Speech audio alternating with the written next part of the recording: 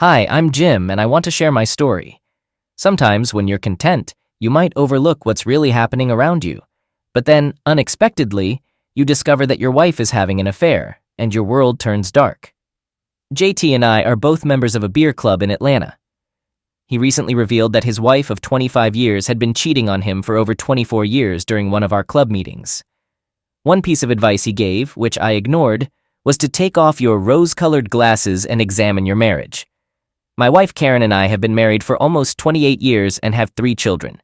Life was good.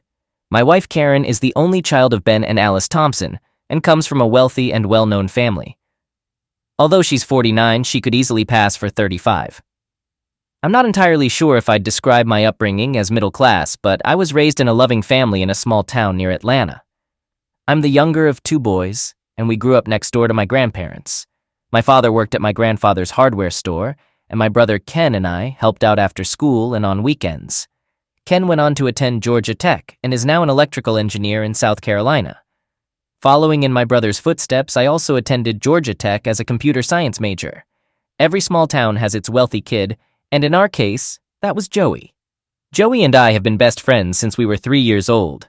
While I attended Georgia Tech, Joey went to Emory. We often set each other up on dates when we visited each other's colleges, and Karen happened to be one of the blind dates Joey arranged for me. She was the only one I called for a second date.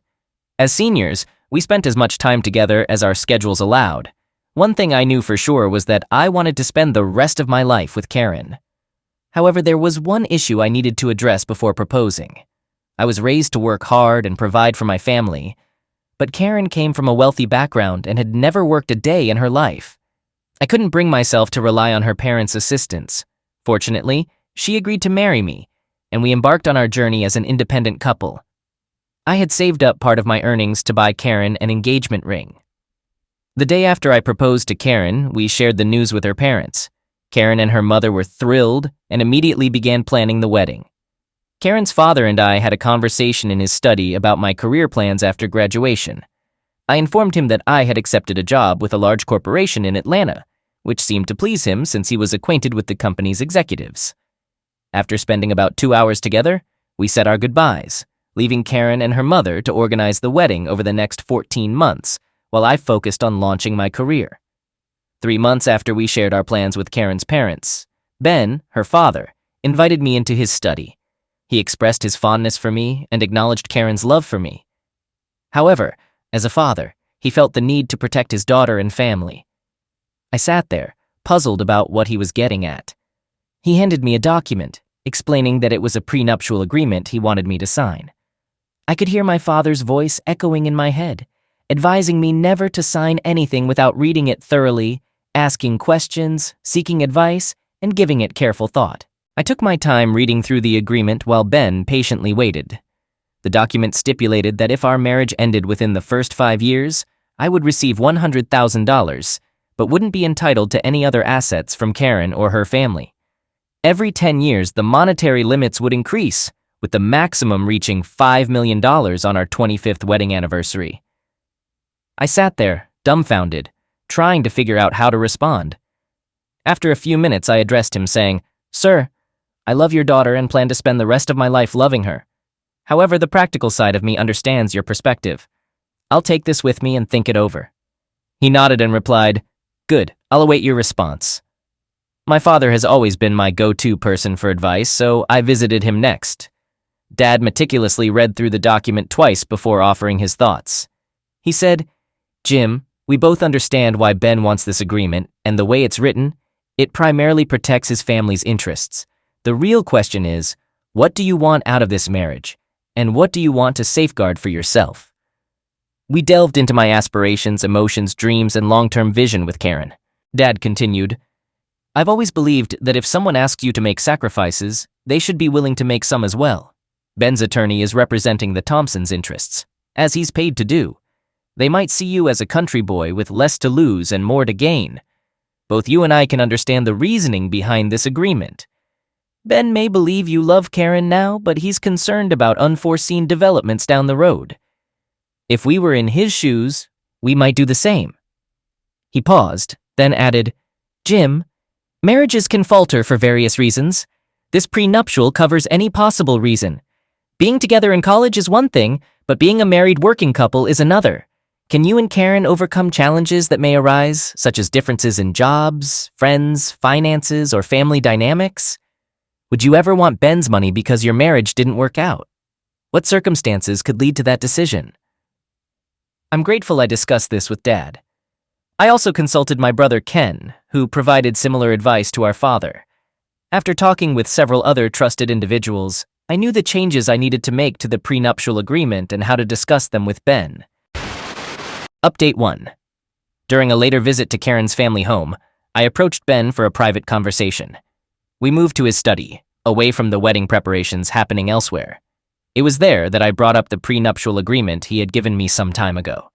I explained to Ben that after careful consideration, I had some proposed changes to the agreement.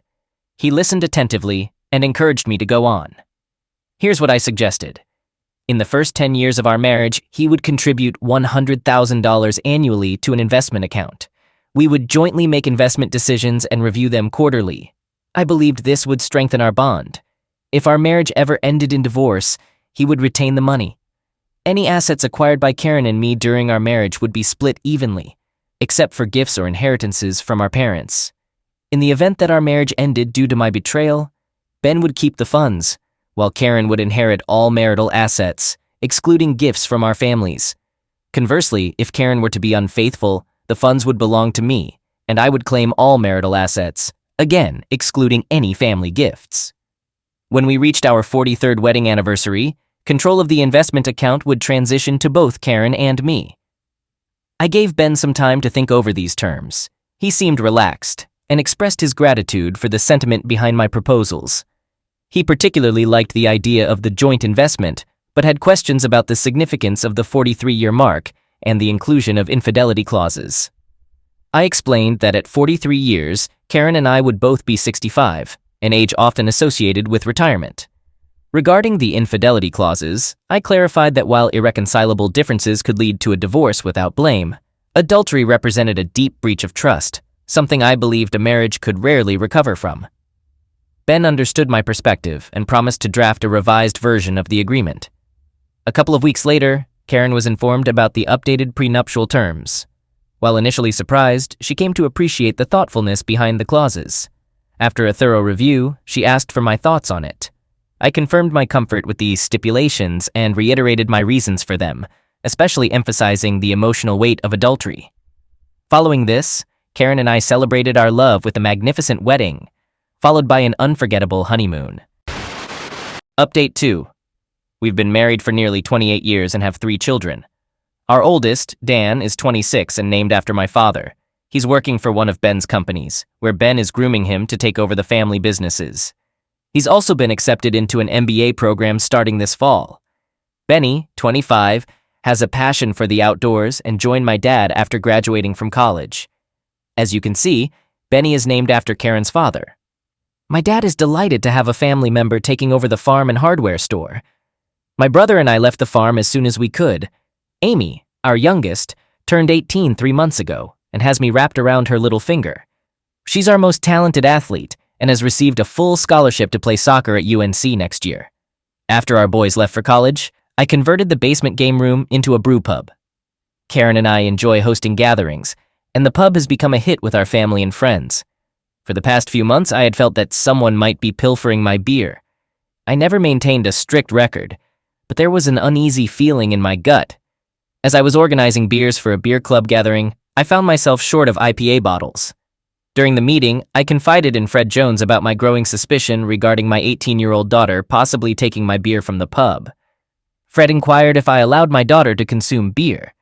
I explained that while I did allow her a sip if she was interested, I couldn't imagine her taking whole bottles. I further expressed my observations that the beer tended to vanish whenever I was away on trips. I was sure it wasn't Karen since I had never seen her completely drink a beer, given her preference for wine. And while my sons enjoyed my brew, they always left with a case of their own, leading me to believe Amy and her friends were the culprits. To this, Fred suggested installing a motion-activated camera in the pub to potentially catch her red-handed. Impressed by the idea, I inquired if he could set it up the following morning when Amy would be at school. He proposed 11 a.m. as a suitable time, to which I agreed.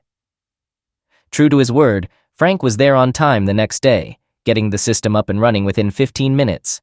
He also took some extra time to guide me on its operation. He wondered if I intended to inform Karen about the surveillance setup. I voiced my concerns about her possibly letting it slip to Amy, so I had decided against it. He was curious about my travel plans, and I shared that I was scheduled to visit Cleveland the next week. Before parting, he wished me well and hoped the system would provide the evidence I sought. With everything in place, we left the pub and decided to grab some lunch. Update 3. Over the next 2 weeks, I made it a routine to enjoy a beer in my pub while checking the surveillance tape. However, all I ever saw were the cleaning crew who came in on Tuesdays and Fridays, along with myself. Returning from my Cleveland trip late on a Friday night, I had to spend the day at the office. In the evening, Karen and I had dinner with her parents and attended a play. On Saturday, we hosted a barbecue at our house. Sunday, after attending church, we visited my parents. When we returned home, I decided to take a nap in my easy chair. On Monday night, while Karen was at a meeting and Amy was at soccer practice, I finally mustered the courage to review the tape. 5 minutes into watching the footage, my world shattered. I had expected to see Amy and her friends, but instead, I witnessed Karen entering my pub, hand in hand with Jerome. Jerome, along with his wife Diana and daughter, had moved into our neighborhood about 8 months ago. His daughter Nicole had quickly become friends with Amy. As I watched, I saw my wife, bent over the arm of my favorite chair, intimately involved with Jerome. I sat there numb for who knows how long. It wasn't until I realized I was watching footage from the Saturday barbecue that I snapped out of my daze. I deeply regretted not installing audio recording along with the camera. The initial shock I felt soon gave way to anger, which then escalated to pure rage. I remembered my father's consistent advice about tackling problems with a level head, cautioning against making decisions in the heat of anger. He had often emphasized doing thorough research, understanding the crux of the issue, and then deciding on a course of action. He believed that decisions made in anger were often regrettable. Knowing this, I was determined to gather irrefutable evidence. As I waited for the tape to rewind, I tried to control my emotions by taking deep breaths, bracing myself for another viewing of the distressing footage. It was clear from their interactions that this wasn't a one-time occurrence. The sequence showed them sharing a beer and engaging in a casual conversation. As events unfolded, Jerome dressed up, Karen got him another beer, and she too dressed, all the while the man leisurely sipped on my beer. Not only had he deceived me by getting involved with my wife, but he also had the audacity to drink my beer and even take some bottles with him. I decided to consult Frank and gave him a call. After introducing myself, I asked if he had a moment to speak. When Frank wondered if I had caught my daughter stealing my beer, I corrected him, informing that the tape had revealed my wife with our neighbor and expressed my need for his expert advice. Recognizing the gravity of the situation, Frank conveyed his sympathies and inquired about what I specifically needed. I told him I needed comprehensive assistance, and we settled on meeting the next day at 4 p.m. To my relief, Karen hadn't returned home yet, giving me some time to compose myself. About an hour into my reflection, Amy approached me, and I took a moment to reassure her that I would be there for her soccer match. I don't typically avoid problems, so I chose to stay awake and wait for my unfaithful wife to return home. I can't help but wonder if she was actually at a meeting that night or if she was involved with someone else. Regardless, I figured Frank would uncover the truth. Update 4. I entered Frank's office at 3:55, mentally prepared for what was about to happen. Frank expressed his sympathy regarding Karen's betrayal. I mentioned that I had spoken with JT, and he had informed me about Frank's expertise in handling such cases. I asked Frank for his professional advice, making it clear that I was aware of the prenuptial agreement and stressing that we had all the necessary evidence to prove adultery. I was eager to know his strategy. I was determined to gather comprehensive information about Jerome, his background, connections, and family. I wanted him to be closely monitored in every aspect of his life, as I was determined to make him face the consequences for disrupting my life. My intentions extended to Karen, and I wanted her to be under continuous surveillance as well. Frank acknowledged the extensive nature of this task and explained that it would require a significant amount of time and manpower. He assured me that the process would begin the very next day and suggested installing surveillance equipment in my home and Karen's vehicle, which I thought was a good idea. I expressed regret for not having audio recordings from the previous week and asked about my upcoming trip. Frank reminded me of my upcoming trip, which was scheduled for 3 weeks from then and would last for 4 days.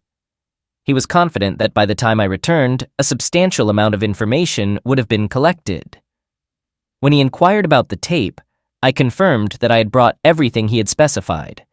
When we discussed the logistics of installing the surveillance system, I mentioned that Karen had her regular bridge game on Thursdays, which could be a possible opportunity for the installation. When he asked about the time required, I was informed that it would take about 2 hours. We agreed to meet at my house the following Thursday at 9:30. As I left Frank's office, I felt a slight sense of relief, knowing that proactive measures were being put in place. However, the 3-week wait that followed seemed endless. When it finally came to an end and I set off supposedly for Austin, I had a feeling that it was my final goodbye to Karen. Mike Ford had meticulously prepared all the necessary legal documents, which were securely stored in my briefcase, ready for the upcoming confrontation. I changed my destination from Austin to JT's place, fully aware that the following day would mark the end of my marriage. As expected, Frank later gave me the troubling news I had mentally prepared for. He told me that shortly after I left, that man had come to my house, and they had engaged in their secret affair right in our bed. To make matters worse, Frank mentioned that Karen had even invited him for the next night, as Amy would be away at a friend's house. After a lot of thinking, I decided how to handle Karen's infidelity. Although a part of me wanted to confront them in a dramatic fashion, I chose a more measured approach. The next day, I reached out to Karen's father, asking for a private meeting at his office to discuss an important matter. Recognizing the seriousness of my request, he agreed to see me that evening at 6:30. When I arrived, Ben looked puzzled. My unusual request to meet in that setting had clearly piqued his curiosity. I began by expressing my deep respect for him, likening it to the respect one has for a father. I then explained my situation, revealing my intention to serve Karen with divorce papers due to her adultery. Shocked, he asked for more details, so I told him the painful truth. I had obtained video evidence of Karen's affair with her lover, right in our marital bed. To emphasize the seriousness of the situation, I added that even at that moment they were repeating their actions. He was visibly shaken and wanted to know my next steps.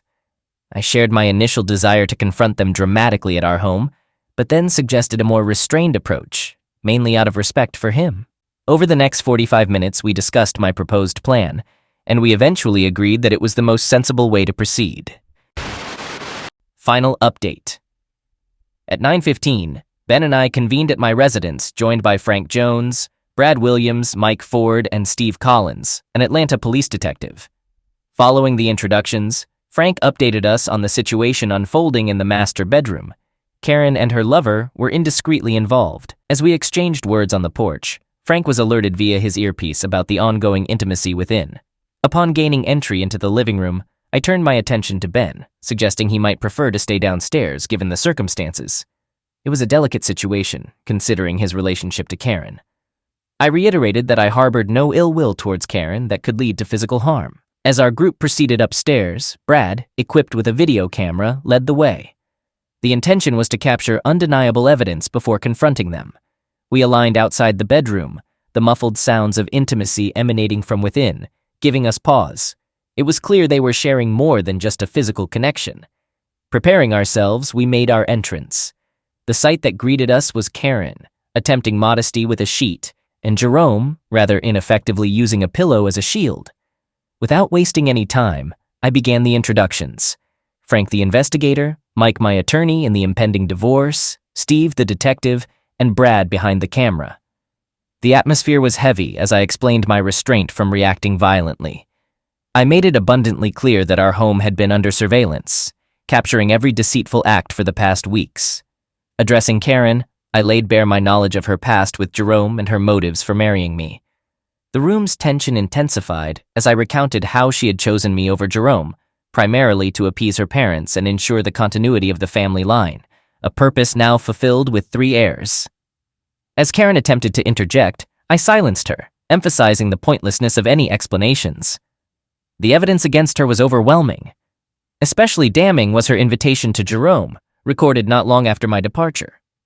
Turning my focus to Jerome, I noted his impressive skill at deceit. I relayed how he had been closely watched for the last few weeks, alluding to a comprehensive report about his background and activities. To further the humiliation, I instructed Frank to display the findings on a DVD for the pair, especially wanting Karen to see Jerome's true colors. The video revealed Jerome's blatant betrayal of Karen, showing him intimately involved with 2 other women.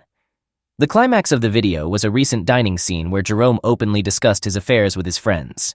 In the video, he boasted about continuing his affairs with married women, specifically mentioning Karen. He reminisced about Karen visiting him on her wedding day and her promise to remain faithful to her husband after one final encounter. He scornfully remembered how she had recently confessed a desire to marry him, expressing doubts about ever considering marrying her.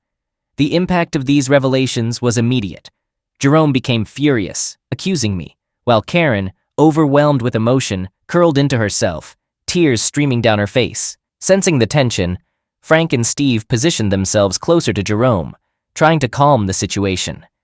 They assured him they meant no harm unless provoked and hinted at Jerome's wife and her brothers being displeased upon discovering his infidelity. They suggested he get dressed quickly. I then informed Jerome that his past actions were now known to everyone, as the evidence had been given to his wife and the husbands of the other 2 women. Furious, Jerome threatened me, unaware that he had just incriminated himself in front of a lawyer and a police officer. Mike promptly handed Jerome a set of documents, divorce papers from his wife. I conveyed his wife's strong desire for Jerome to never enter their home again. In a surprising twist, I told Jerome about his brothers-in-law, who were already waiting downstairs to escort him out, clearly not in a pleasant mood. To make matters worse, I revealed that they had played a significant role in gathering evidence of his numerous affairs. As Steve led Jerome away, I turned my attention to Karen. I challenged her to consider the magnitude of her betrayal. How would it feel knowing she was just another conquest for Jerome? What was it like to come to terms with the fact that she had destroyed our family for someone like Jerome? Drawing from our history, I reminded her of a pact we had made 3 decades ago. Infidelity would be the ultimate breach of our bond. She hadn't just ended our marriage. She had cast a dark shadow over every cherished memory and future family event. In the eyes of our children, our parents, and our friends, her actions made her a deceiver. Seeing her now filled me with visceral disgust, and it pained me to think that I had devoted 30 years to someone so undeserving. She appeared pitiful, lying on the bed with tears streaming down her face, hiding beneath the covers. I informed her that I no longer considered her worth my time and urged her to get dressed quickly. Her father was waiting downstairs, and he wasn't thrilled about discussing her actions with Alice. I emphasized that I had nothing more to say to her and urged her to hurry. When she expressed reluctance to let her father see her in her current revealing outfit, I reminded her that she had the choice to change quickly or be taken downstairs as she was. She asked for a different outfit, but I stood firm. Her complaints about privacy were met with a reminder that those present had already seen much more compromising footage of her. The urgency was clear. The outfit she had previously worn was, to put it mildly, provocative. A sheer blouse, an extremely short leather skirt, and high heels.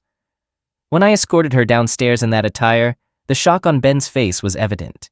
He couldn't believe his eyes and expressed concerns about taking her home looking like that, worried about both Alice's and his own reactions. I was torn. I wanted her to feel the embarrassment of her clothing choice, but I also respected Ben and Alice. As the weight of the decision hung in the air, only the steady ticking of the grandfather clock broke the silence. Understanding Ben's discomfort, I offered a compromise. Steve could drive them home in Ben's vehicle, and I would follow behind. Then, as a final sign of respect for Karen's parents, I allowed her a brief opportunity to change her clothes.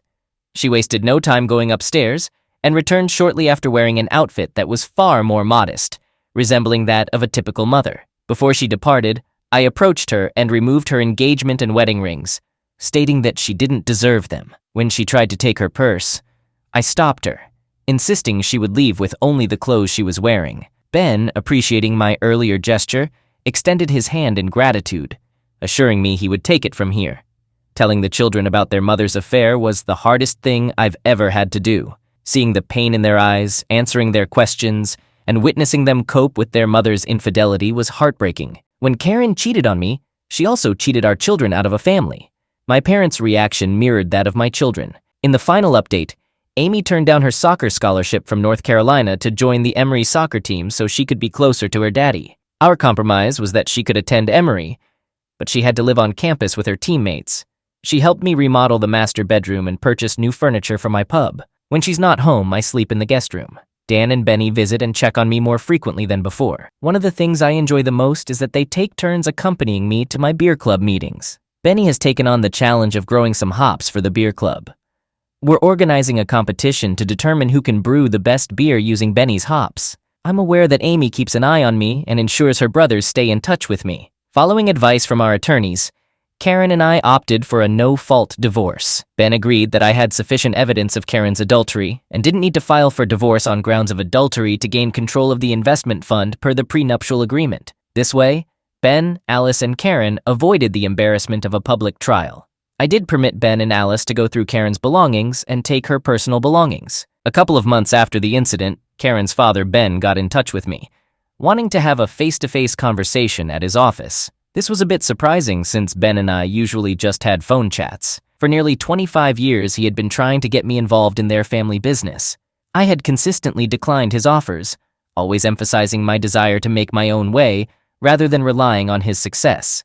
However, during this meeting, Ben brought up the idea of me joining the family business again. I quickly let him know I wasn't interested, reminding him of my long-standing stance on the matter. Ben understood my previous refusals, but stressed that the current situation was different. He mentioned his age, the fact that his son Dan wasn't ready to take over for at least another 10 years, and his belief that I would naturally step in if he couldn't. He also talked about how Karen's actions had deeply affected his wife, Alice, who felt humiliated and had withdrawn from her social circle. Her therapist recommended a change of environment for her well-being. Given all this, Ben expressed his wish for me to temporarily take over his role and mentor Dan for the future.